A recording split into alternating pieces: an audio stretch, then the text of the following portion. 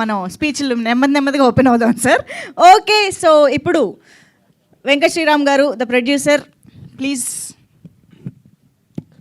First మీకు thanks అండి. ఇక్కడ ఇచ్చేసిన మీడియా మిత్రులకి, ఫ్రెండ్స్కి, ఆర్టిస్టులకి, టెక్నీషియన్స్కి, మా జీ టీమ్కి అందరికీ thank you and all. This is Sriram, son of సూట్ చంద్రరావు, సెమంతకమణి. ఇది మళ్ళీ నేను ఎందుకు చెప్పానంటే, ఆ రోజు నేను మా మదర్ పేరు చెప్పాల, డాడీ పేరు ఒకటే చెప్పి వెళ్ళిపోయాను. అది నాకు ఎంత గిల్ట్ ఉండిపోయిందంటే, అరే అమ్మ పేరు చెప్పలేదు అనేది. ఇంకా అయిపోయింది ఫంక్షన్, చెప్పలేదన్న ఫీల్, గిల్ట్ నాకు ఉండిపోయింది. మా అమ్మని చూస్తే నాకు అదే గుర్తుకొస్తుంది. సో ఎప్పుడు కూడా పేరెంట్స్తో మనకి కమ్యూనికేషన్ ఉండదు లేదా అనుకుంటాం, కానీ కనెక్ట్ ఎప్పుడు ఉంటుందండి. సో చాలామంది ఏంటంటే మా ఫాదర్తో కనెక్ట్ లేదు, మా మదర్తో కనెక్ట్ లేదు అని మాట్లాడతారు, కానీ వాళ్ళకి చిన్న ప్రాబ్లం వచ్చినా ఆ కనెక్ట్ మన బాడీలో వైబ్రేషన్తో తెలుస్తుంది. ఎందుకంటే నేను ఎక్స్పీరియన్స్ చేశాను అట్లాగా.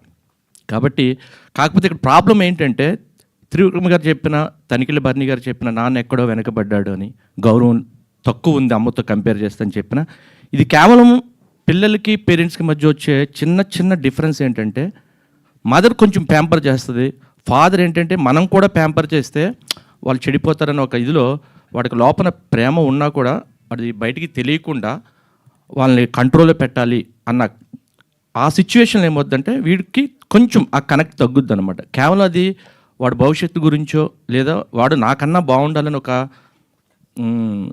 ఓవర్ థింకింగ్ వల్ల ఇది జరుగుతుండదు. ఇలాంటి సిచ్యువేషన్లో ఇలాంటి ఒక అద్భుతమైన డాటర్ ఆఫ్ ప్రసాద్, అది కేవలం అంటే ఇందాక చెప్పారు అమ్మాయి కోసం కాదు, ప్రతి అబ్బాయి అమ్మాయి ఒక ఫాదర్ ఒక పిల్లల కోసం ఎంత ఆలోచిస్తాడు, ఎంత పొసెసివ్గా ఉంటాడు, వాళ్ళు ఎంత సెక్యూర్డ్గా ఉండాలి అనేది ఈ జనరేషన్కి తెలియడం చాలా ఇంపార్టెంట్.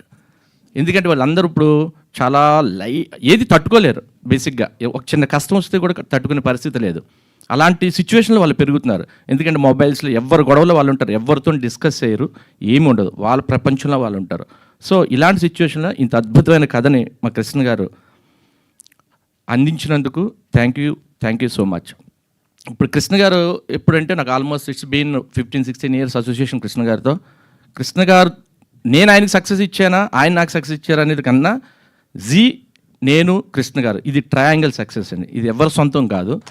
ప్రతి చోట ఎవరు సక్సెస్లు ఉన్నారు అనుకుంటే ఈ ముగ్గురు కలిస్తేనే సక్సెస్.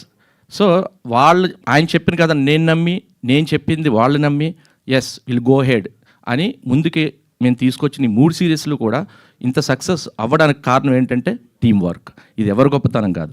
అలాగే ఇంకా ఆర్టిస్ట్ కోసం చెప్పాల్సి వస్తే వీళ్ళందరూ ప్రూవెన్ ఆర్టిస్టులు, నేను ఎవరికి పేరు చెప్పక్కర్లేదు. సో నేను ఒకటే నమ్మాను, ఇందులో ఏ క్యారెక్టర్ అయినా కానీ వాళ్ళకి చాలా మంచి పేరు వస్తుందని నేను ఫస్ట్ రిలీజ్ ఈవెంట్లో చెప్పాను, అదే జరిగింది. So thank you one and all. ఇంత సపోర్టివ్గా ఎక్కడ ఏ ఇబ్బంది లేకుండా మాకు ప్రొడక్షన్ వైజ్ ఇంత సపోర్ట్ చేసిన ప్రతి ఆర్టిస్ట్కి thank you one and all. Next, నన్ను చాలామంది ఇంటర్వ్యూస్ అడుగుతారు, పాడ్కాస్ట్ల గురించి డిస్కషన్ జరుగుతూ ఉంటాయి. తారక్ భాయ్ మొన్న అడిగారు, రెడ్డి గారు అడిగారు, శివ గారు అడిగారు. బేసిక్గా ఏంటంటే నాకు ఆ ఇంటర్వ్యూస్ చేయాలన్నా ఈ డిస్కషన్స్ పెట్టాలన్నా కూడా పెద్ద బేసిక్ ఇంట్రెస్ట్ ఉండదు.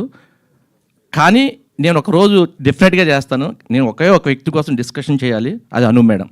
అది ఎందుకు మాట్లాడుతానంటే ఆవిడ ఈరోజు ఇక్కడికి రాలేదు కాబట్టి మాట్లాడుతాను. ఆవిడ వచ్చి ఇది కూడా మాట్లాడేవాడిని కాదు. ఇప్పుడు ఆవిడ మెంటాలిటీ ఎలా ఉంటుందంటే, మనం ఆవిడ గురించి మాట్లాడినా అది అబ్లిగేషన్ అవుతుందా అన్న ఫీలింగ్ నాకు ఉంటుంది. నా గురించి ఎవరైనా మాట్లాడితే ఇదేంటి అబ్లిగేషన్ అవుతుందని నేను ఫీల్ అవుతాను. అంటే కొంచెం దగ్గరగా ఉంటాం మా ఇద్దరు ఆలోచనలోను. అందుకని మేము ఎప్పుడు ఎవరి గురించి ఎవరు మాట్లాడుకోం. వర్క్ చేయటం ఓకే, అక్కడ నుంచి ఎగ్జిట్ అయిపోవడం తప్ప. కానీ ఒకరోజు డెఫినెట్గా మీకు చేస్తాను, అది అను మేడం గురించే చేస్తాను. కానీ నేను జీవి నుంచి బయటకు వచ్చిన రోజు చేస్తాను తారక్ గారు డెఫినెట్గా. ఎందుకంటే మనకి పేరెంట్స్ జన్మనిస్తారు కానీ కెరియర్ని ఇవ్వరు. అలాంటి గొప్ప కెరియర్ నాకు ఇచ్చింది.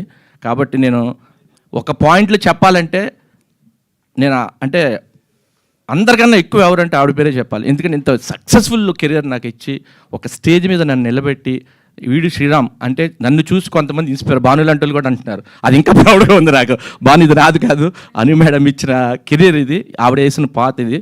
సో ఎక్కడ నన్ను బిలీవ్ చేశారు నాకు తెలియదు ఈ రోజుకి. బట్ ఆవిడ ఒక అద్భుతమైన ప్లాట్ఫామ్ నాకు ఇచ్చి నన్ను ఈరోజు ఇలా నిలబెట్టారు. Thank you ma'am. కృష్ణ గారికి నాకు ఇన్ని సంవత్సరాల ట్రావెలింగ్లో ఆయన మైక్ మీద మాట్లాడు కానీ బయట చాలా బాగా మాట్లాడతారు. ఆయన మాట్లాడే మాటలు ఆయన అంటే నేను దొంగ కృష్ణ పెట్టుకున్నా. అంటే ఆయన ఎవరి దగ్గర దొంగతనం చేయడు, మనసును దొంగతనం చేస్తాడు. మాటలు ఎంత కోపమనే నవ్వించేస్తాడు ఆయన. సో బ్యూటిఫుల్ మనిషి ఆయనతో కాసేపు కూర్చుంటే మీకు అర్థం అవుతుంది, ఇన్నిలో ఇంత టాలెంట్ ఉందా అని చెప్పేసి. థ్యాంక్ యూ కృష్ణ గారు. అంటే వండర్ఫుల్ జర్నీ. ఈ జర్నీలో ఇంత సక్సెస్ఫుల్గా అంటే ఎప్పుడు కూడా ఇంతకాలం ట్రావెల్ చేయడం ఎక్కడో ఈగో ప్రాబ్లమ్స్ వస్తాయి, ఏదో కంటెంట్లో డిస్కషన్లో పర్సనల్గా తీసుకుంటాం, ఇవి చాలా ఉంటాయి. బట్ ఎప్పుడు అది ఎక్కడికి మా ఇద్దరి మధ్య ఎప్పుడు రాలేదు. ఒకవేళ ఆయనకు వచ్చిన దాచేసుకుంటారు, నా ముందు బయటపెట్టరు. Thank you so much Krishna గారు. Mahesh thank you so much. ఎక్కువ అందరూ మాట్లాడేశారు కాబట్టి నేను మాట్లాడలేదు. Thank you one and all.